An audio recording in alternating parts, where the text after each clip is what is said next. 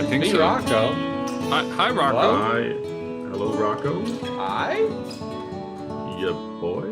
You Good man. narrative this time. Happy birthday, Rocco. Thank you. It's a little belated. Oh, I appreciate it. Though. Rocco has joined us in the closer to the end of the rotation of the Earth area. The ever circling down the drain of life. Yep. I am outside of Baltimore, so we can go and get all kinds of aggro and Poe depressed about this if we want. The That's slow true. Avoid snowbanks. Avoid Mhm. snowbanks. Slow tranche to your funeral dirge. Happy birthday! Ew. Yeah. Happy birthday, Rocco. And on that somewhat detoured ray of positivity, here we are at another fine episode of Always Strikes Last in its finest incarnation. Always Strikes Late. It is midnight. I'm way too chipper for how late it is for me. That's true. Same here. Same here. Just riding that Labor Day high, I guess. You know.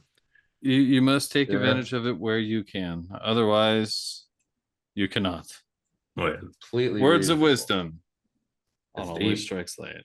And you know this always strikes late. We definitely have a mini theme, a theme of Matt and my jealousy for very much Rocco's so. ability to attend the NOVA Open, such a fun tournament, such a cool convention. Yes. Might be the subject of a few episodes of different guests coming up, you know, not to bury the lead. But today, Rocco, we're going to shine a light on the splendor that is your experience and your quest into a strange, unknown valley far away from the sunny realm of deep competitive play called, I think it's narrative. Were you doing a narrative thing? That's not the Ratatat, right? Yep. I think Amazing it's Portuguese. Pokemon. Yep. Yes. Welcome to the wonderful world of narrative gaming, ladies and gentlemen, and everybody else that wants to listen. And here we are to lead you in. You have questions, I know, and I have answers. Hit me. So what is it? What is this? What is narrative? Narrative. Narrative. Say it with me. 3, 2, 1. Narrative. Matt, stop it. I think if you say that 3 times in the mirror, you lose your competitive edge. Just be careful. True. That's true. Especially after we just did that video on I had a competitive edge. Oh, wait, yeah. Pork on pork, my man. You did do the Famir for so long. I don't know. Yeah. Anyway. But yeah, anyway, and joking aside, tell us all about this, Rocco. First of all, what is this event you do? Like, what is it all about? So narrative, in a sense, is pretty much any game that isn't fought for ITC points, in my opinion. You've got some kind of a story going on. It's the game you play when you're a kid. And you're like, oh, I want to do like this cool ambush, and we got to go through here, go down the path, and jump out here.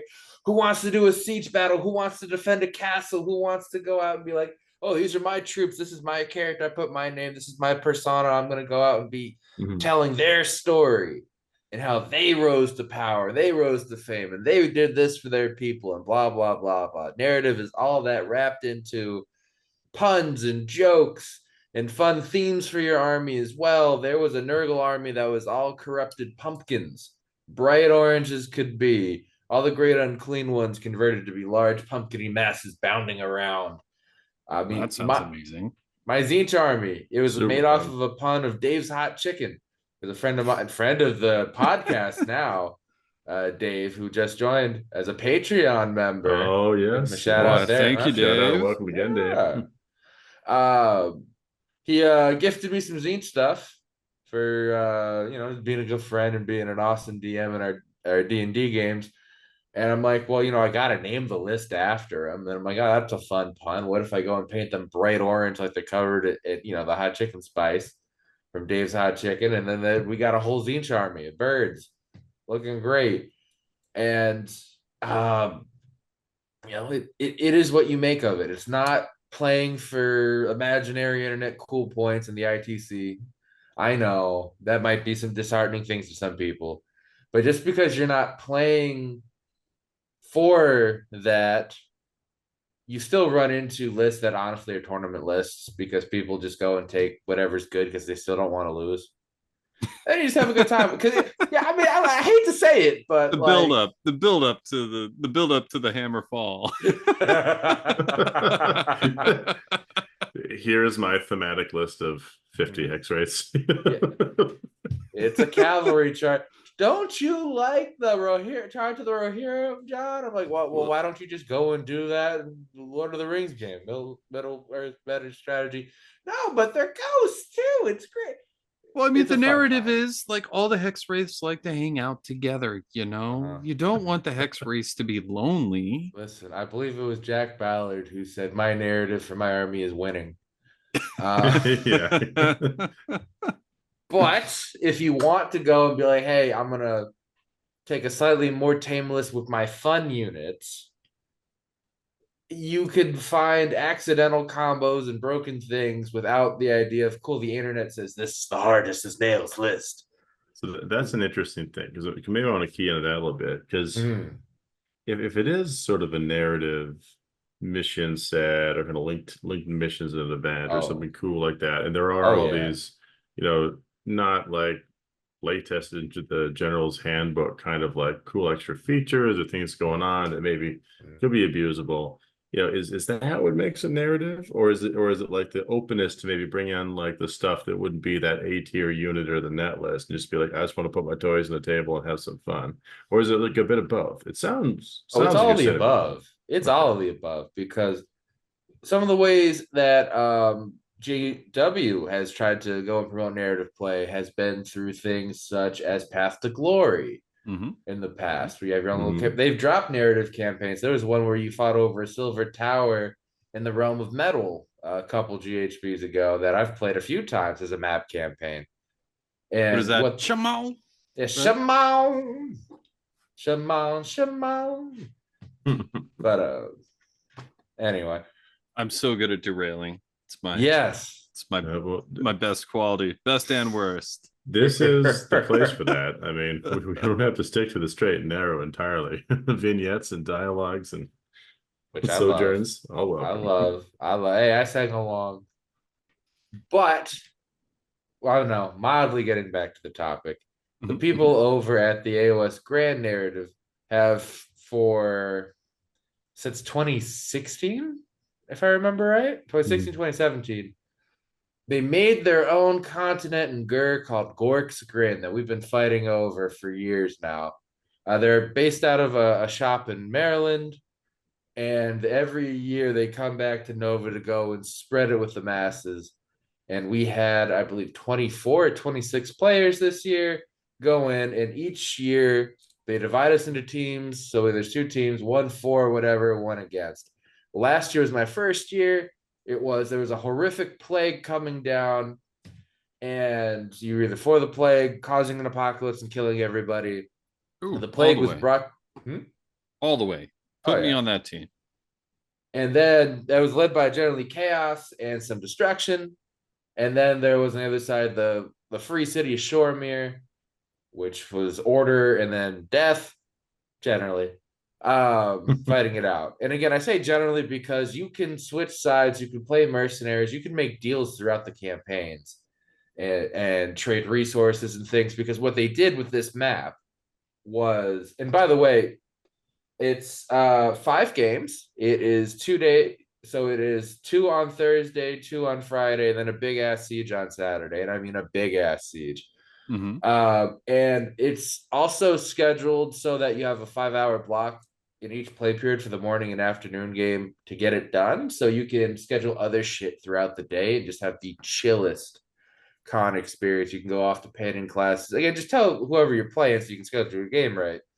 But it's great for newer players that need a little extra time, because it's narrative and some of the battle plans can be a little bit extra. You might need that extra 3.5 to 4 hours to play it anyway. And we take breaks for lunch for a few hours. We have fun. We're laughing. We're yelling WOG. And people aren't looking at us like, I can't hear the dude over here. I need to go and hear all his rules. I need to roll 26s. No, we don't do that here. We have fun. I know. Crazy concept. So So what was the thing this year? what were the requirements The requirements was for you to come in? Just a 2,000 point list, or and a 2,000 point list. You needed to have a name for your general. awesome. Even if you had like a war master, pick one of your heroes to just be a goofy general. Mine was actually on the curse, it's the curse thing. Yeah, the curse thing. That's got like the talking zit whispering in his ear and shit. So it was the zit that was actually my narrative general, not the dude. Nice. I love that. So you can do the 80s cartoon of like, oh no, he died. But the character said then the zit just pops back and now it's Dave too. That's great. Oh yeah, no, you get all kinds of goofy things when you end up doing things like this. Oh yeah. And we had honestly, it was 24 people and 10 were new from last year too, just because we were in the middle of the big convention and people were coming from the GT looking at how much fun we were having. They're like, yeah, I want to do that. I want to do that. And they did, and it was great. So this year, what ended up happening was last year, Shoremere in the big stage, we lost by like, I think it was like a point. And the city got mostly sacked and run over by Nurgle. And they actually flooded it to be kind of like Venice, well, what was left of it. And one in the power vacuum there of the free city trying to figure out what the hell to do with itself. It ended up being a flesh eater court king that ended up kind of reestablishing a keep in the area. All the humans are scattered and freaking out about the plague, but the delusion as actually ended up being GW canon. The delusion can stop the plagues from Nurgle. We got that from some of the narrative books. That's nice. You're ahead of the game. Awesome. Yeah. So you know what? This ends up being legitimate. All right. For everyone going Malore. And the other cool thing is that the guys here that ended up doing this whole team, they made a huge map on Incarnate, and every table is that every battle plan in table is matched up with a flashpoint on the huge freaking map to go and be like, you're actually legitimately fighting over the continent and trying to get all these boons and buffs and things that are going on. There are supply depots. There are farms you can raid. There are magical artifacts. There was a Temple de Zinch that was a storage spot for summoning endless spells. And that could go, and when you get there, you get imbued with power and you end up getting extra spells, an extra spell lore you can cast throughout the event as well. And different buffs and things to like unit champions, extra attacks was another thing. You get little artifacts for them. And it affect each turn they end up, updating the narrative each game, like a round after each session, updating like who's done what fights are where. There were settlements that if they survived being attacked, minor settlements, the walls went from wooden palisades to stone fortifications because they had time to go and defend themselves. There was a Varanite fueled volcano that blew up, and the fire slayers within got really messed up, and then they ended up just attacking everybody at random, causing a bunch of mortal damage everywhere. There was a delusion covered mushroom forest where if you gathered enough mushrooms that it could power up whatever ritual was going on. And this year the ritual was the Wogfather, a big orc warlord, didn't like how the damn flesh eater court vampire was running stuff, so he wanted to blow it all up and cause a Wog apocalypse. He had one of those, actually it was really cool. It was one of those infinity mirrors that had a bunch of lights on it to look like a big Wog pit. So a whole bunch of green radiating energy flowing out of it. And the battle plan, and there's also custom battle plans for everything with this, which was really good. And I'll get into the ones that I played. Where it was a thing where like you could sacrifice your army to fuel the Wog pit, to fuel the energy, to cause the big apocalypse, whatever it was gonna be. That was mostly kept secret from some of us. There was the different faction leaders knew grander schemes and could go and ask players to defend certain tables or attack certain tables. And a lot of us, we just got to choose anyway, which is a great time. There was a Cruel Boys swamp that had gladiator pit fights as well, that you could go and get boons from the different gladiators by freeing them and getting them to fight for your side. Last year they actually had a cool mechanic. They didn't bring back, but it was I liked it last year. It was you could bet. It was two. You know the Cruel Boys, the orc boss on the big troll, the Beast Smasher boss, I think it was, but I could be wrong with the name. So they had two of them. Yeah, they had two of them fighting in a cage match, and each nice. objective you got gave your fighter a different buff, and the battle ended when one monster killed the other. Oh, that's cool. Yeah, so they do stuff like that. And again, 14 or so tables on it, all these different flashpoints, and you spend the weekend fighting a map campaign. So that's really fun. Like the map campaign element, like I feel like every time you start like a narrative league, it ends up being sort of like a skin on a competitive thing. Yeah. And it's hard to progress it like and feel like you're doing like a big strategy game, like where I found this point, it gives me to find cool advantage, the snowballs, or I can do something really unique and asymmetrical. If that's what your narrative campaign is doing, that sounds neat. Like, you know, capturing the Temple of Zinj, like you were saying, be able to summon like endless spells or have the Lord to change his favor or something. That's just kind of neat. Yeah. So go ahead, Jack. Go ahead. Yeah, I guess I was just kind of like ruminating on it, but you know, I was sort of wondering, you know, what are the ups and downs to this? Like, I mean, are you finding that some particular, you know, mission is like fun, but like sort of like too easy to just game or not? Or I don't know in which direction to really go. Or maybe these aren't things you try to game because that's the point of the narrative. I can't say it again. That's right. It's okay. It's okay. I'm not allowed. So you got to save your words. You might be able to go save your syllables even. Yeah. So just calling it the Nair. You know, we'll be cool. We'll be click here. The Nair.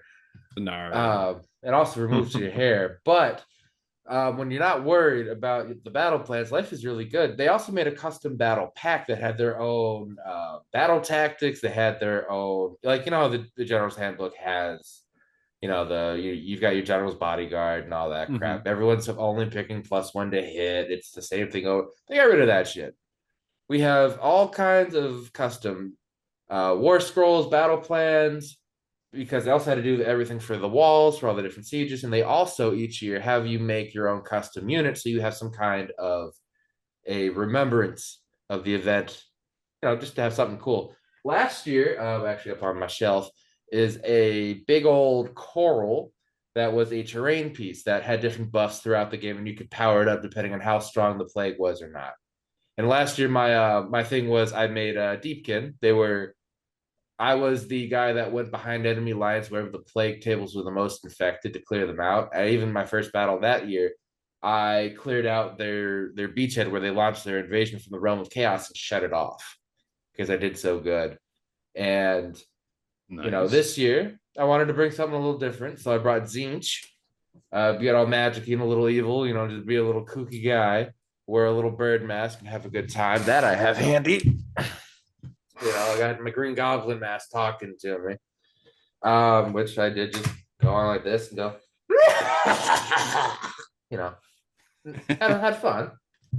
But the custom terrain this year got changed to be a custom artillery piece, with which to help with the sieges, because not everyone has artillery to go blow up walls. So you basically got to convert the idea of like off of like the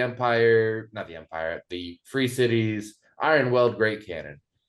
Oh, nice. It's that same like base size, and you just do whatever you want. Like some people made War Walkers, some people made trebuchets, someone had 2 squigs holding a rubber band and then a little grot with a spear to go and check it out. You know, you got as creative or as crazy as you want. For me, cool. I magnetized because I was a little bit pressed for this. I'll be honest, I made my army in a month, so I'm like, all right, I got it. Yeah, that's what it was given to me, and I'm like, all right, sure, challenge accepted. So what I did was I got a great cannon, and I swapped out for an exalted flamer to be the cannon that I could put the regular cannon back if I wanted to be like, oh, it's the illusion. It's totally, it's, you know, Big Phil, Zork, and Greg. Zork's the dude drinking the booze too. You know, it was great. And Greg's the cannon. Why would you ask? Of course it's got a name. It's Greg. I was wondering, but I believe I was fully in the depths of COVID at the moment that you posted that in the Discord, which was that was an amazing little piece. I was like, is this going to be his theme for his Zinch army? This is going to be amazing. Fun time. Just all fever dreams of like cities of Sigmar, horror steel helms just running through my head and everything. When you posted that picture, I should have kept it going, but no, I didn't have time to do all that. But I do have 1,000 points of Cruel Boy's corrupted Zinch models that I can share. Actually, I might have shared before with the crossbows right in the distance, the Zangors, the crossbows, and the Cruel Boys. Yeah, those go together beautifully. Yeah, that's a wonderful looking army. Yeah, no, and I got nearly max paint score for it too at Adepticon in the spring. It was a great time. That's the way to do it. Yeah, big hobby forward event there. So with this, I went again because I had to do the pun of Dave's Hot Chicken. I got my zine stuff. I even had a Kairos in there. You may be wondering, Rocco, why Kairos? What was your list? What are you doing, dude? I'll happily tell you. Please do. Give us a view under the hood, and also let's. I want to understand, like when you were building this list, were you like, this is going to be so narrative, it's going to kick some serious narrative butt, or were you like thinking like this will be a strong list on this general cognizance? Did you just have the chicken theme? Like, help us understand. Okay. Well, I'm like, you don't know what you're walking into on the missions, right? No, not at all. They make them, they play test them themselves internally in their own group of the TOs. There's like 4 or 5 guys that go out and do this, and shouldn't just say guys because their wives are involved as well. It's a very nice, tight-knit community there. And they come up with all kinds of stuff. It's awesome. But first, the list, because yes, I actually played tested this with Dave, actual Dave, not just the zit Dave. And my idea was, and I feel like I needed that clarification, but it might just be that it's so late. I didn't. That was like going to be out. Here we are. It works either way. Either way. I wanted to make a list that I could. Well, thinking back to like when I was teaching people how to play Warhammer on Tabletop Simulator way back the day in the AOS Coach Discord, right? And I was churning out like 4 or 5 people a week and introducing them. I had lists that I could be like, hey, run over me, or oh, you want a game, and it'd be the same list. I have the tools to power up or like power down, and it goes back to our talk with what do you do with a new player? I walk through everything. Say explain it and go through it. And I want to be able to play in every phase. I want to be able to have some melee punch. I want to be able to still showcase parts of my army and do cool zine shit. So I started off with my spell lore. I wanted to do the spell lore that had the chaos spawn and the repeatable spell that does the D3 mortal wounds. I think it's Bolt of Zinch. Or Bolt of Change. Bolt of something. Bolt of Zinch, I was right. Yep. But in order to do that, I need a chaos spawn. And I'm like, okay, which one of these heroes actually can take the spawn? And it turns out it has to be one of the big chickens. And then I'm looking at things and I'm like, well, the regular chicken gives out an aura of -1 to hit. And I'm like, that could, for demons, but most of this stuff is probably going to be demons, and that could be a little bit oppressive. So we'll do Kairos. Also, I didn't think they were going to do battle tactics. So Kairos had an ability that once per battle, you can either pick a battle tactic you've already attempted, or pick 2 battle tactics and you complete one of them, but you give yourself an out. So I'm like, oh, that's probably not going to be there. That'll be fine. Turns out we used it, and I had to use it because some of these people brought some real good armies. But Kairos ended up being my general. And then I threw in a chaos spawn, also named Greg, no relation. This one has 3 Gs. Other Canon Greg only had 2. I had a unit of reinforced flamers. Oh yeah, as you do. Unit of reinforced flamers because I needed some damage from range for good shooting. It also plays with the weird flame mechanic, which you put on through shooting or spell casting. that does some damage maybe at the end of each player turn, but more importantly, gives the flamers +1 to wound when they're shooting a weird flamed unit. And it's also anti-infantry, and you know, everyone's still bringing hordes of stuff. I'm like, if I run into this, you know, I have a rock to go and beat scissors. Yeah. And then I've got 2 units of minimum screamers in order to do battle tactics, because I'm still trying to score stuff and keep games good. If I'm playing against a new player, there'll be screens that die honorably instead of scoring battle tactics. You know, we have a good time. Then my next regiment, I've got a Zangor Shaman, a unit of 20 Zangor, a unit of 10 Zangor, and a unit of 3 Skyfires, because we need the chicken. Gotta have chickens. You gotta do it. And the reason the Skyfires are there, the minimum size, is because they actually, the guy that won Nova, Caleb Walters, had 12 of them in his list, because they don't take negative modifiers to hit and wound. So when you do a return fire with a big block of them, and you've got them shooting a general's regiment unit and +1 to hit and wound them, it's 3s and 2s, and 13 attacks. It can get nutty with D3 damage. It's a great time, but they also give out +1 to hit. And I'm like, well, if I'm going to do a big melee horde thing, I've got these Zangors here that are normally 4s and 3s. I got all the max great weapons and special weapons and stuff. But, you know, melee armies are pretty honest. So again, it's a tool that I can split. Cool, I'll just run up in the middle of the board. They're there. The 2 wounds each, 5 up save. I'm not giving them a ward save. I'm not taking that spell lore. But, you know, they still can hit. They can they can be a big meat wall if I need to be. And they can be oppressive too if you pop them up in the right spot. That's the Zinch list I'm building. Yes. Actually, it's just all goats with beaks. All bird goats. Beaks. All bird goats all the time. Gotta have your beastmen in there somehow. I get that. That's right. And again, they're good. It's a lot of attacks. The exploding 6s to hit an enemy territory are great. And again, against a new player, I can very much control if I walk into their territory or not. Yep. If I need to put on some sauce and teleport them and then auto 9 them into something, you know, we've got sauce. If not, we've just got some flaming hot chicken. Yep.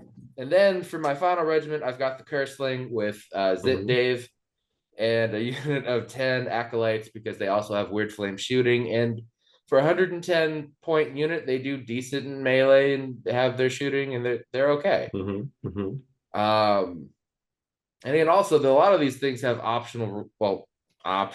You're supposed to go and roll for, like, you can get extra rend on the Acolytes, but again, against a new player for playing with simplified rules, cool. I have a no rend shooting unit. All right, I don't have to go and put the pedal to the metal and club a baby seal. Yep. I've got options in order to play that. And again, if it's I need units to throw away or to do battle tactics, they're also really good screens built into this list. We've got a good time. And so I'm a 4-drop, because then the cannon comes in. The cannon, actually, they came up with a custom battle scroll for it. It had 3 profiles. There was a 24-inch shot, which is the standard great cannon, 4s, 2s, D3 damage +2 damage. Then there was a middle shot that was the 5 attacks, 3s, neg 1, 2 damage. And then they gave us a shoot and combat profile that was 3d6 +3 shots. 4s to hit, 4s to wound, neg 1 rend, 1 damage. That's interesting. You got explode. So here's the thing. On the long range shot, you got anti wall tech. So you get extra rend into the walls. That were a 3-up save that generally had between 8 and 12 damage, depending on the size of the wall or if it was a tower. Like, that's great for blowing up defensive fortifications. The middle one had crit mortals. And the bottom one, the short range shooting combat one, had a crit 2 hit. Ooh. And they also did it where that if you didn't move the model, you kept the -1 rend from incoming damage, but you also got +1 to hit. And they also bumped its movement up from 4 inches to 6 inches. So you had a really viable artillery piece. That's really scary. Yeah, it's actually really scary. Motherfucker, I shot down a Krondus twice, actually, with that damn thing in 2 different games. So this is like a good example of like the narrative thing. Like no one's planning for that, but they're building, quote unquote, their list. But was it like a free war scroll? Everyone just gets one? Free war scroll. Okay. You just had to bring an artillery piece on a 100mm base, and if it was on the 90, because that was the actual size of the great cannon, no one really cared. Again, narrative. So it was a canon manifestation, is what we're thinking. Yes. Right? Yeah. Yep. Nice. And one of the things, the gentleman's agreement beforehand was no morbid conjuration. Well done. That was the gentleman's agreement. Everyone stuck to it. What if you were a Death Army? So narrative. So narrative. Fair. There's another one they can use. They can get over it. Those lovely Death Armies. So I brought the Aetherrot machineries, which is the Aether Void Pendulum, the Chronomatic Cogs. So the Aether Void Pendulum, it doesn't have any attacks, but it can move every turn. The War Scroll just got updated, so that's really freaking sweet. The Cogs to give out, because I only know one thing it does, and that makes my wizards -1 to be hit. Oh, I can reroll charges. Yeah, I never used that. Only the -1 to hit in a 12-inch bubble. Because, again, Kairos is a 5-up save with a 5-up ward. He's a nerd. He doesn't fight. He dies. Yep. You know, and if we run into some things, I want him protected. If I'm going against a newer player, I don't need to cast this spell. And then my third spell was the Quicksilver Swords. Because I hate really ward saves. Well, let me tell you about my first game. So I went into a gentleman from California. His name is Ivan. He is his painting is fantastic. He's going to be doing painting classes soon. He was really there for the paint competition and for this. And I actually played him last year. He was playing Orcs. I beat him with my Deepkin. And so it was really funny that, you know, he traveled all this way and we ended up playing each other again. But we still had a blast. He brought Caradron Overlords that were so beautifully converted. He put on propellers that actually spun instead of the dirigible balloons. Oh, that's nice. That's nice. Oh, yeah, and he converted every model. His whole theme was they were mushroom collectors. And because they made mushroom brews and booze and shit, they kept getting it stolen by Grots. No one wanted to buy it, so they couldn't always afford the nicest shit. So he's like, you know, what if we, you know, brought this back to like the old world level of tech with dryocopters and stuff. And he had Go Trek. And I was the only person that brought Quicksilver Swords, and we were paired randomly. Oh, I'm sorry, buddy. Yeah. Again, love Ivan. And we played on a table that was actually a corrupted mushroom forest, where they're harvesting the spores to power magical abilities and shit for the different apocalypses that are trying to happen. Again, death is trying to stop it at all costs. Destruction is trying to get weird. All right, we're here to have a good time. And Zinx loves having a good time because I'm like, oh, one apocalypse that could happen is, well, the Beastmen all need a home now. Then we can turn them all into Zangor. So I was going to go and put on a big feast, find a nice little wizard tower somewhere and start selling all this food. Right? And mushrooms go great. Mushrooms can go with anything, in my opinion.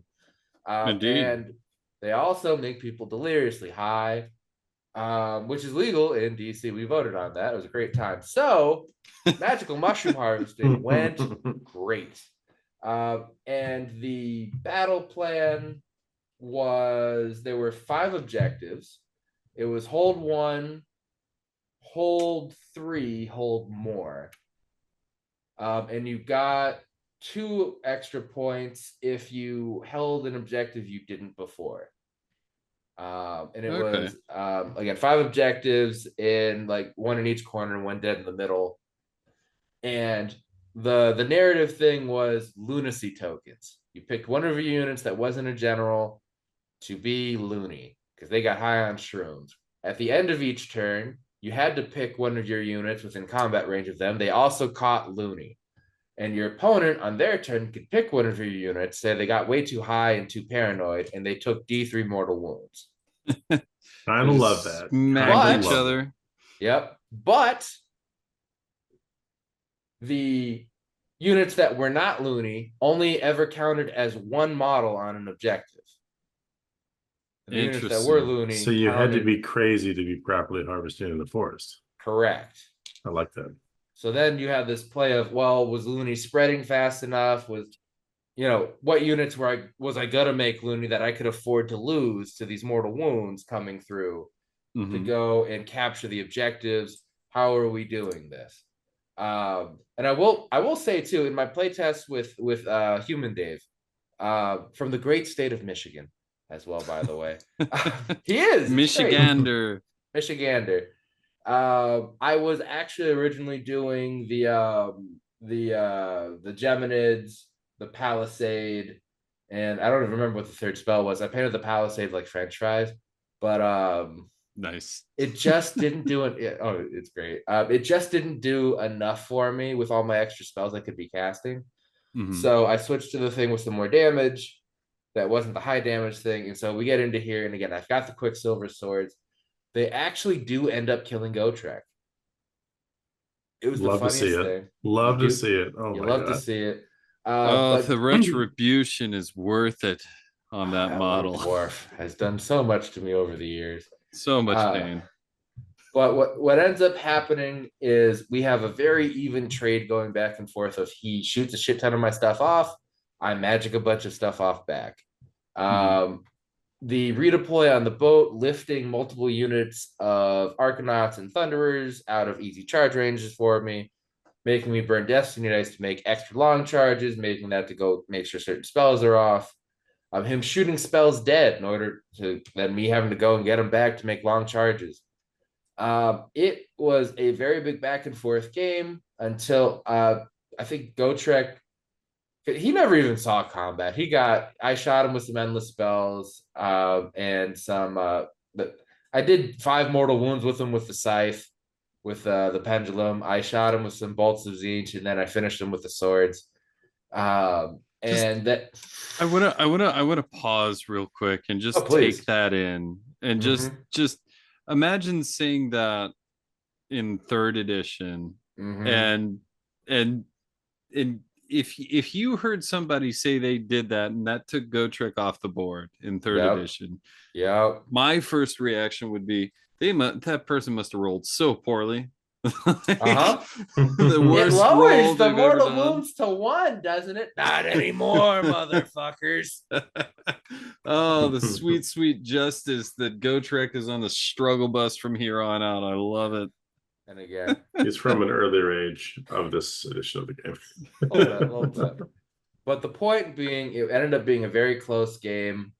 In round 4, we called it. I was up by 3 points. At that point, I had, I believe, killed the Ironclad, or had just left only the Ironclad. I don't even remember. He had like 1 model left. I still had half my army. At one point, the trade started going lopsided. Once I used the spell from Kairos to turn off the ability to issue and receive commands. So the lovely boat trick stopped. Because redeploy is a command. Then he couldn't all out defense because that was a command. And then he commanded his dwarves to, run away. And then we write up at the end of the game like little narrative blurbs and stuff. So again, my guys goofily went and harvested mushrooms while we all drove each other mad. He stole a bunch of mushrooms. Life was great. That was my first round. In the morning, my second game, gosh, now I got to remember this. My second game was the Temple of Tzeentch, where all the endless spells are going crazy. I was paired up against a newer player that brought the Stormwing army of Stormcast. He had Ionis, he had Krondys, he had 2 units of 2 Dragon Knights, and then he had the Dragon Knight hero. And that was pretty much his list. And he had the primal endless spells. And then the table, because we're like, what do we do here? We got a list of spells that we just got to keep now. One was a Bolt of Tzeentch on a 5-up that did 2 mortal wounds flat. And the other spell was on a 6 to grow an extra Destiny dice, which my list needed because I didn't take that spell lore.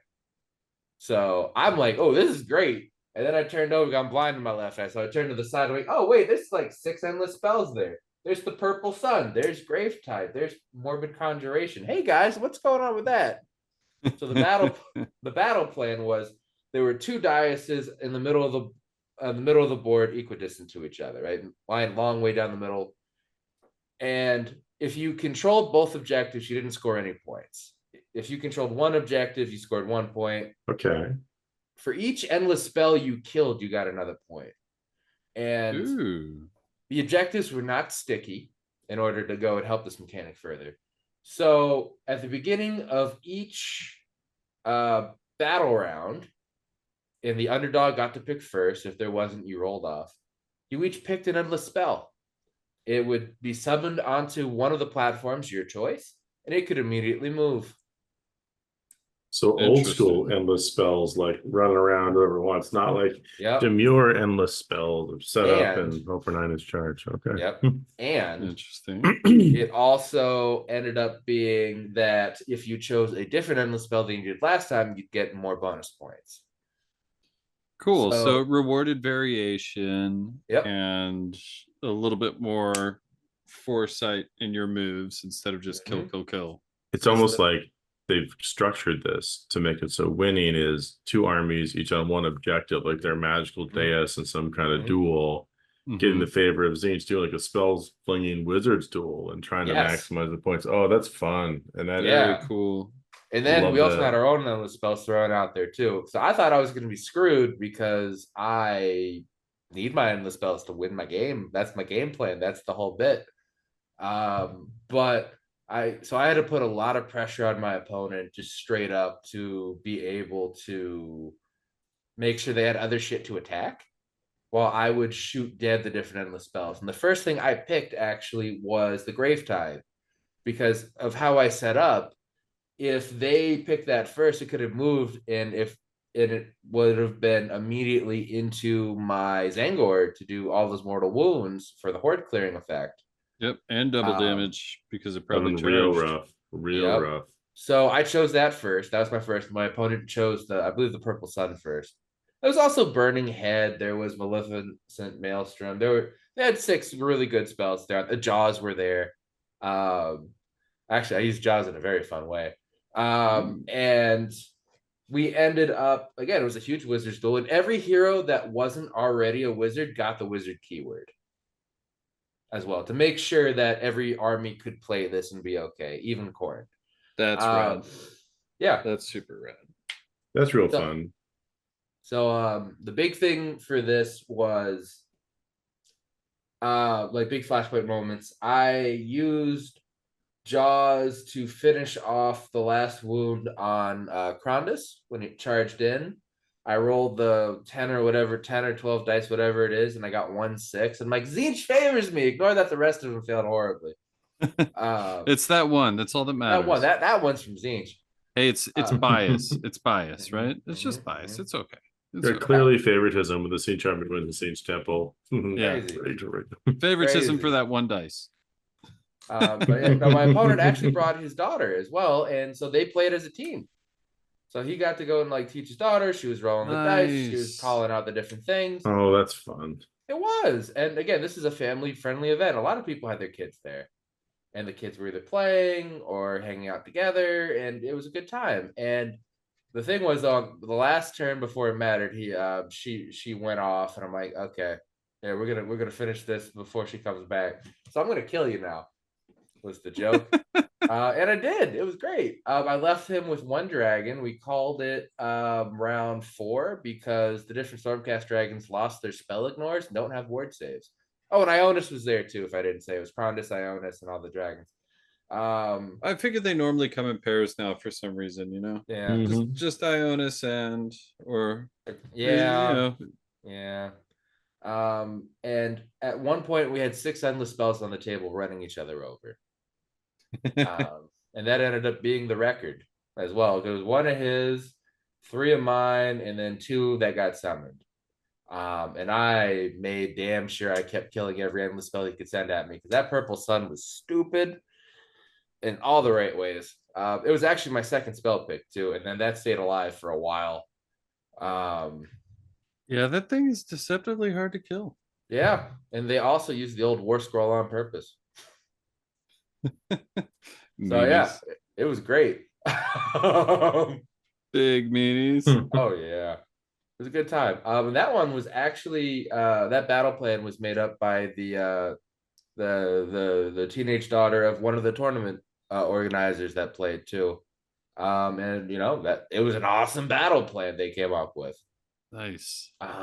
Yeah.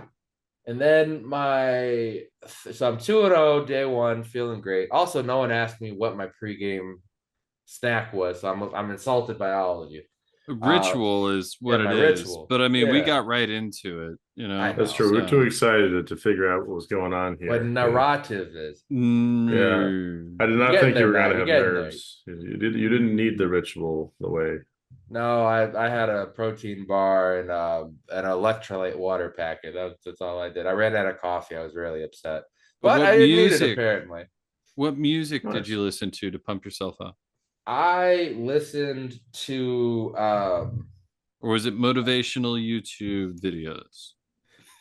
No, it was I actually listened to, no, it was Prof the rapper. It was the song Cutthroat because I don't know why, but he for the narrative. Yep. For the narrative. Weird.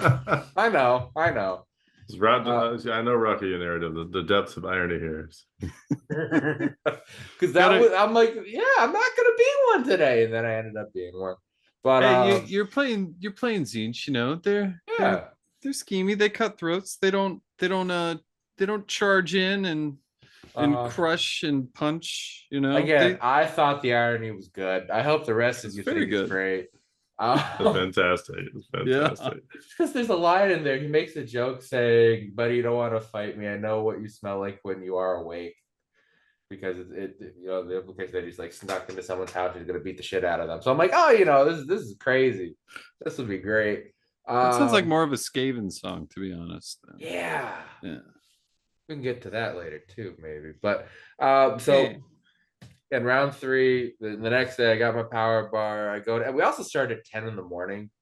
So like you could sleep in a little bit and have a good time. The GT people were like 7 or 8 or what, I don't know. They're crazy over there. And so we go in, you know, we're hearing the stories, the pairings. It's going kind of even. One of the Nurgle players, Paul Conti of the Math Hammer YouTube channel, he's there. He's been there for a few years. He goes off and talks to one of the TOs about some kind of scheme or something. Like, oh, yeah, it's whatever. We're on the same team. I'll find out about it eventually. And we get going to I get assigned, what was it? I know my game 4 pretty well. My game 3 was a Seraphon Realm Shaper had crash landed. And throughout the game, the narrative thing was the Realm Shaper counted for as many points as the round it was, right? But cool. The 9 terrain pieces at the beginning of every round, we each got to pick one of them to be active as an objective. So you had, so it was actively terraforming, and magic was pulsing throughout the thing.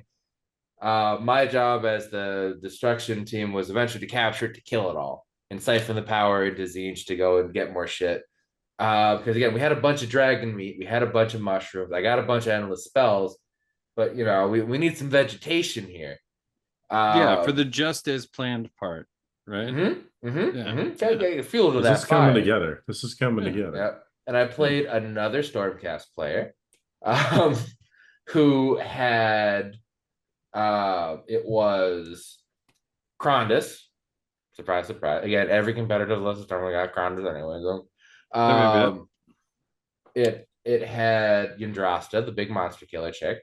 It was a 10-pack of the Vigilor archers, 3-pack of the shield annihilators, and then Bundo Whalebiter. Just thrown right in there. Oh man. Also with an artillery piece, we're still shooting the shit out of each other. My artillery has claimed a bunch of dwarven lives, a couple dragons, and at this point, we're looking for some good meat here. It eventually actually killed Krondys in this one as a good kill.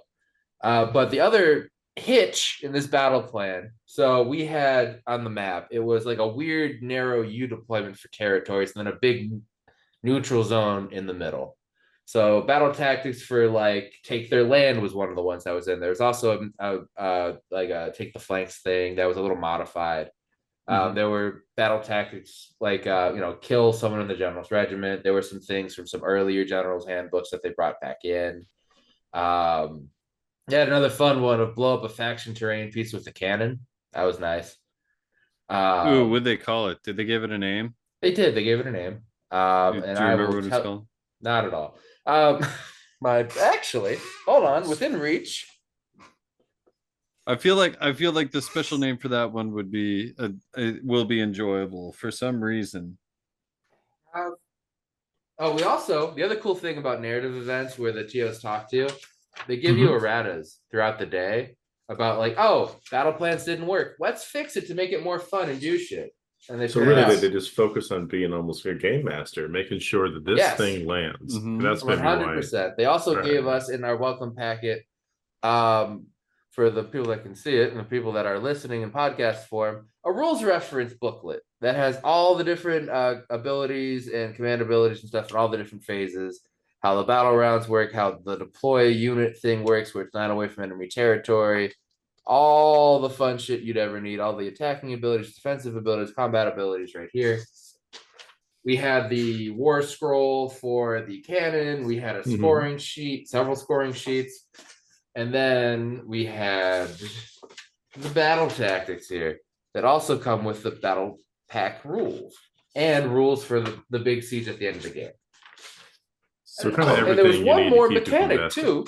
One more mechanic too before we get into these battle tactics halfway through the thing. At the end of each game, you went into a big tub of slips of paper and you got to pick out. If you won, you picked two and kept one you want. If you lost, you just picked one.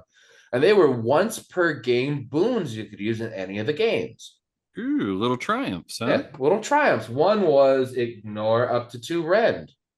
One was, hey, you reroll ones on casting for one of your wizards. Pick one of your wizards. They radiate an aura of a 6-up ward save. One of your heroes has a 4-up ward save for the turn. Heals, priest buffs to get extra prayer points. Those are not insignificant buffs. That's like, wow. No, not at all. So things you're definitely not going to forget about. Nope, and they had like maybe 50 or 60 different ones of them, and they just all a whole bunch of it looked like you're reaching for Chinese fortune from a fortune cookie. The battle tactics were do not waver. Complete this battle tactic if you had 2 or more friendly units that fought and no one died. Slay the entourage. Talked about attack on 2 fronts. Take their land.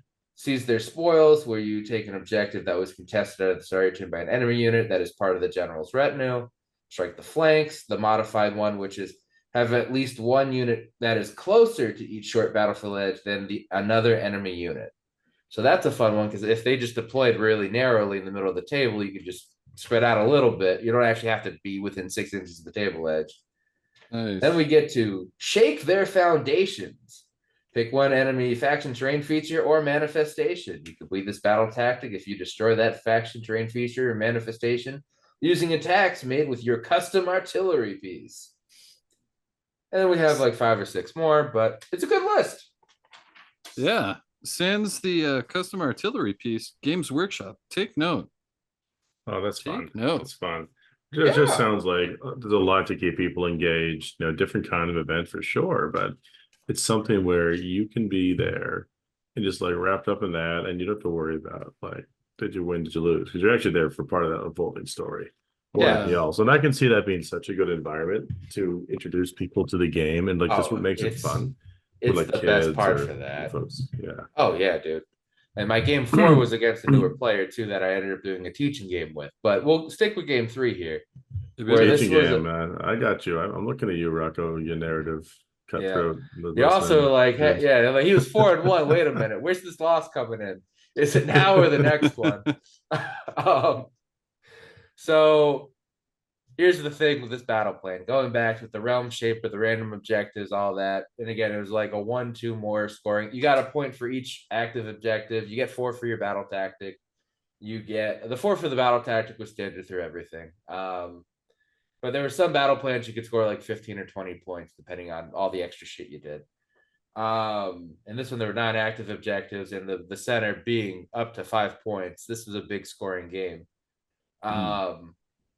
And we also kept, by the way, that if you double turned, you didn't get to pick a battle tactic. That still stayed. Nobody freak out. It was still a game of 4th edition, just with a different battle pack, which is what Games Workshop has talked about doing for years. Yeah. With all the modular shit they keep saying, that this meant it, and it worked out great. So the hitch, the thing about this, though, that added the extra after the scoring that led to the whole tangent of everything that I'm sure you're waiting for, dear listener, is each regiment that's dropped deploys 9 inches away from enemy units anywhere on the table. Whoa. Sounds like chaos. Lovely chaos. Get the bird mask. Yes, utter chaos. So I first dropped down Kairos and the demons to be like, and Greg was off because you got to kill something to summon Greg. So Greg's just off on the side. That's 2G spawn, Greg, not the right? cannon. Yeah, 2G Greg. 2G Greg. 3G Greg. 3G Greg. 2G's the cannon. Get it right, Matt. Come on. Whoa. You're correct. I must remember. We're narrative players here. Rat-a-tat. Rat-a-tat. I'm loving this. So this one deployment mattered a little bit more than some of the other ones. So I put that down there, and the guy's like, hey, I've got 3d6 charge on Yndrasta. I'll just deploy like 12 inches away. Yndrasta's got the archers, they'll +1 to hit. I outdrop you. No, I had to be attacker because I was causing the apocalypse. That's when we realized I had to drop first. We had to even drop because of the cannon. We had to remember that. Because it was Yndrasta, then the dragon, then Bundo, then the cannon. So I won the roll off for deployment. So I dropped Kairos first. He's like, I'll just be out here, whatever. If you take the turn, you can't reach me. It's fine. So my second drop was all my Zangor 9 inches away from Yndrasta. Yeah. Because he put Yndrasta up front in order to charge Kairos. And then he's like, oh, shit. Which is a great time. And then Bundo went down, and then he kept Krondus and whatever else is left in the sky, and his cannon went down somewhere. And we just, played around with that. I really went into a corner. I wanted to play the table long ways by smashing Yndrasta and her friends, and then just going along the length of the table. And also layering screens out here with screamers and the acolytes and the different meat of my Zangor in order to not get surrounded. But I did leave a little tiny pocket that 3 annihilators could fit in that would be in perfect shooting range of my cannon. It was a great time. And my flamers. So I take top of 1. I just barely murk Yndrasta and kill 6, maybe 4 of the Vigilors. And he comes down with the annihilators. They come charging in, make their 9-inch charge. I actually overwatched with flamers because of the anti-infantry keyword that they have on there. I murk 1. They don't kill Kairos, and then through magic and shooting, I peel them off and the rest of the archers. But because of how everything is spaced out, the objectives were on the either end of the table. I'm like, okay, I'll go get that, whatever. And he came down with the dragon, didn't make the charge. I'm like, cool. If I get the turn priority, that is a dead dragon. I've already got the Gargant like half health through different shit. Life is good. The world is almost my oyster.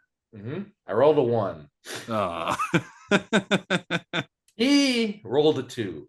So I get double turn. But I've got a lot of meat here. And my cannon just does a lot of work for me. Again, he rallies the Gargant, but it's down to around 18-ish wounds.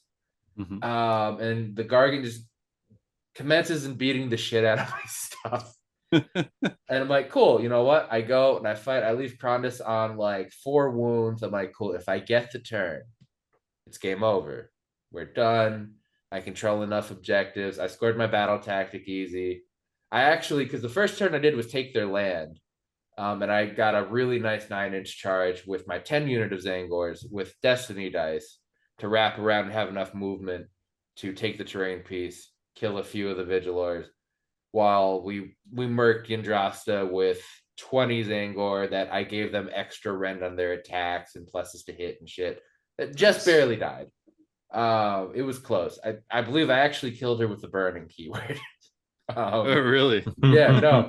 And also my Zangor Shaman whiffed on his end of turn do D3 mortal wounds thing. So, you know, I could have grown Zangor back, but whatever. Is what it is. Is what it is. It's the classic Homer. The turkey is, or was the pig is flying through air. Yep. It's just a little airborne. It's still good. It's still good. Yeah, exactly. It's just a little waterlogged. It's still good. It's still good. Yep. So priority. He rolls a 1. I'm like, perfect. I roll a 1. We tie, and priority goes to him because he went first. Rough. Yep. And my list also, by the way, my subfaction was if I dispel one of their spells, I get a free magical intervention, which I used a lot. Yeah. And I actually ended up teleporting Kairos the fuck away. And trying to eventually make a long charge into his artillery piece. When it ended up being my turn, most of my shit's dead. I've just got like out of my 20 Zangor unit, there's like 8, and the unit of 10's there. I got my shaman. Everything else is dead. But I'm like, my turn, I can go and do this. Kairos, he just has to do 6 wounds to a 4-up save on a cannon. That's it. Just in melee. That's all we got to do. And then it's just the Gargant there. Oh no, but you said the 1, and that feels like that's foreshadowing into. He did 5. And then got shot in combat and died horrifically. It was because I didn't get the turn priority going into 3 either. Oh.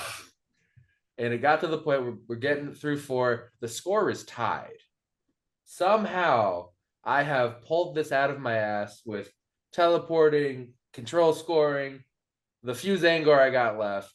Bundo Whalebiter can't be everywhere. And the guy's like, I don't know how I'm going to win this. I'm like, you know how you did? He just failed a charge. I'm like, he's like, I don't know how I'm going to win this. I'm like, listen, what's Bundo next to? He's like, the Realm Shaper. How many points do you think that's worth that right now? He's like, I don't know. I'm so excited in this. I forget. 4. In the 5th battle round, what's it going to be? 5. And now you've killed Kairos by throwing rocks at him. I have 10 Zangor between 2 units and a shaman to do. At this point, Bundo Whalebiter has healed every round except for the first round when I got to go put the command on him to not receive command abilities. So Bundo's got maybe 6 damage of his 35 on him. So he's at this point unapproachable and unkillable with what you have. So we shook hands and said it was a great game. Nice. Yeah, that seems pretty clear at that point. So there was the 1 loss. Yep. There was the tarnish to your narrative victory. It happens to the best.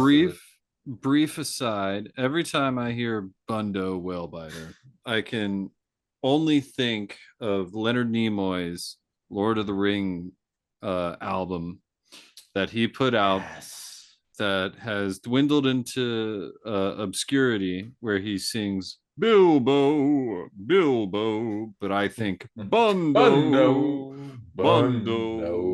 You know, that's all I hear whenever I hear somebody say Bundo Whalebiter. It's just Leonard Nimoy with his insanely unique voice. Bundo. I could 100% see that. It's stuck in my head. Yeah. Okay, so we'll have to track that down and songs that get stuck in my head with this too. So you know Soundgarden Spoon Man. Birdman. Every time I go with Kairos, it's just every time. It's like it's stuck in my man. Come together, make some plans, something like that, right? Make some little plans. Yeah, exactly. Make some plans. Pretty good. It's pretty good.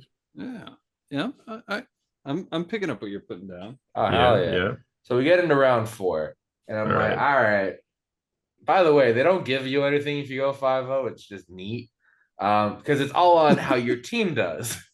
Again, this is narrative. No one cares about going 5-0. Let's so you get the 5-0 like and they're just like neat. Yeah, no. Last year I went 5-0. Like neat. I'm like, yeah, I didn't mean to. It is what it is. No gold ticket, but a fun no, ticket. not at all. It's literally not like a Monopoly. that's not what we're here for. The fact that I won 5 the fun games time, last... happy narrative. No, and with my Deepkin too. That fifth game was nutty with the siege last year. I went against a corn player because like no one else can go against his army because he'll get blood ties for all the shit dying around him, and he brought 5 or 6 bloodthirsters. So they're like, Rocco, you're the only one that knows how to kill shit. Could you try?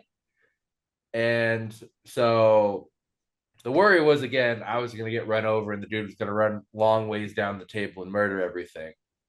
I killed 13 bloodthirsters. Jeez. I farmed him in his deployment zone for bonus points last year. So it wasn't that I got nothing out of my 5th victory last year, but it helped the team a lot. I scored, I think, a third of our victory points in the end, which is great. I had enough killing it, literally. Yep. That is really funny. I mean, okay, so hilarious as that was. So you're in this journey. You're in round 4. What's the narrative in the 4th battle? I mean, what's happening in the story? That's what I think we got to make sure that let's just forget about this. We're back here. The 4th battle plan. It is a farm. It is the breadbasket of the continent. It is really cool how they did because again, also custom terrain for all of this too. Nice. They made different fields of farms for the objectives. There were dryads. There were groves of apple orchard trees that were growing skull candy red apples. There were they green sculpted like cabbage patches and shit. It was really cool. Cornfield. It was Children of the Corn. Like some years the dryads attacked people. This year they were actually helping to recover from the plague, so they were handing out food. And you could harvest from the fields to get points, or you could burn it and raise it to try to deny your opponent's score and lower it by D3 if you got it, or you'd raise it by if you rolled a 3 up to harvest, you got an extra bonus point. If you raised it, you took D3 from your opponent. Gotcha. There were a farmhouse on either corner of the farthest points. If you held that was a couple bonus points as well. So it was hold an objective, score the bonus points, hold more than your opponent, hold the special objective that they had. One was one was a flour mill, one was a storehouse on this farm. My opponent, because there were some newer players, this was a gentleman actually out of Boston, who came down with his girlfriend. His girlfriend was playing in the GT with Night Haunt and did very well.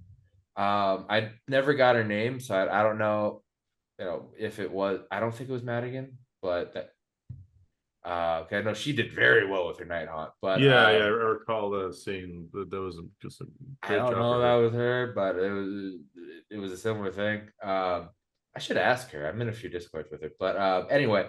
Guy had a great time, but he played his first game. He came on Friday. He missed Thursday, and kind of didn't have a meh game, but like it was someone gave him the Welcome to Sigmar. This is narrative game, and he didn't get to he had no idea what Warhammer was. He was there to support his girl. Actually, might have been his wife. Now I think about it, we'll say partner to be safe. And his significant other. She's a tattoo artist and an artist when it came to all these models. Painted them beautifully. He borrowed an army. She made him a Deepkin army. Oh, that's with so the cool. Turtle, the eels. She made really cool display board, made all the water effects, the whole 9. That's right.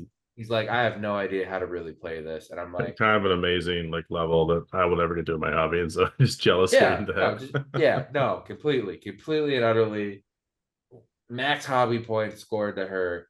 And it was also a reverse of, usually it's the guy that talks to the girlfriend into coming to the narrative to learn Warhammer. It's the guy now, which is great. That's really cool, actually. It was, and he wanted to be a part of our hobby, which was great. And again, I'm known as the scary Deepkin guy when I need to be. And I'm like, I will teach him how to kick my ass. I'll do it. We'll have a great time. He'll be laughing and having fun. I I know the rules because I didn't want to bring them to this because I'm like, they're going to be way too strong for what's going on and what we're doing here. Movement wins games. Mm-hmm. And in a world where people probably aren't bringing Night Haunt, their rend is going to matter. Yep. So I'm like, I don't want to bring that necessarily here. The most rend I brought was the cannon from the custom war scroll. Everything else is rend 1. Well, that can be forgivable in the narrative landscape for sure. So okay, Yeah. So you guys are having a fun game. You're kind of so putting on teacher Rocco hat. I'm making it a little simpler where we're not doing the negative to take away each other's points, because I'm looking for the positives, the build up of the big climaxes of all the things. He brought a bunch of Namarti, offensive eels, 2 sharks, a turtle, a regular king. We're using all the command artifacts and all that. And I get first turn. I'm the attacker because I'm trying to cause the apocalypse here. This is more of a human run farm at the moment, human and flesh eater court. For now.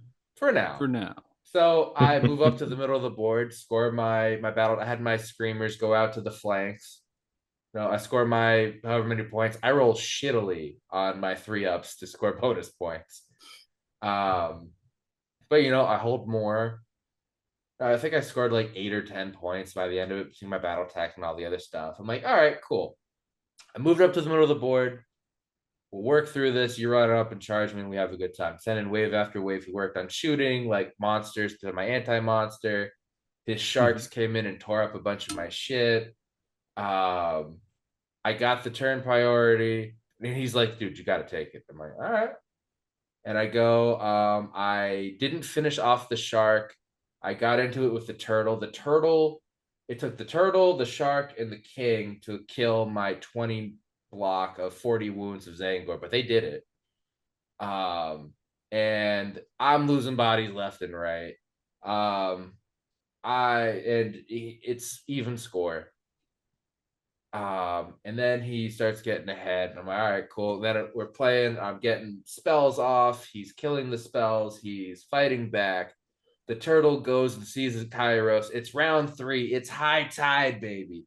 He gets everything that he can into me. And the turtle goes into Kairos with its 7 attacks, crit mortal wounds. It's 3 damage a swing, 2s to hit, 3s to wound. He rolls 6 ones to hit and 1 to wound. Oh, somehow I felt that coming. I felt that deep in my soul that was coming. It hurt so bad. So I'm sitting here like, because again, I did the thing we did in the podcast where I'm explaining my tactical shit, and this dude is getting it. He's making the right plays now. He's got the idea. Because I'm like, even like with the battle tactics, like in my movement, I want to make sure I score these points without fucking up anything, without fucking up fights and picking unnecessary fights and shit. And he's doing the running charges, he's doing the shooting, he's doing all the shit, and then that happens, and I'm like, fuck. All right, how do I? In my head, I'm like, fuck. How do I do this? And he's like, Rocco, why don't you go and do this? And I'm like, yeah, because that'd be pretty good. That might win me the game. He's like, yeah, you should do it, dude. Like, well, you said it. So I guess I can. Yeah. And that ended up being me doing a long bomb charge. I had a 14-inch move with my archers Angor to go and steal an objective, and they ended up fighting off a bunch of thralls in the end. It ended up being the unit champ fighting off these thralls, slowly killing them while I circled through some heroes. And my flamers went and shot dead more thralls because anti-infantry, and then a shark, and then they finished the turtle.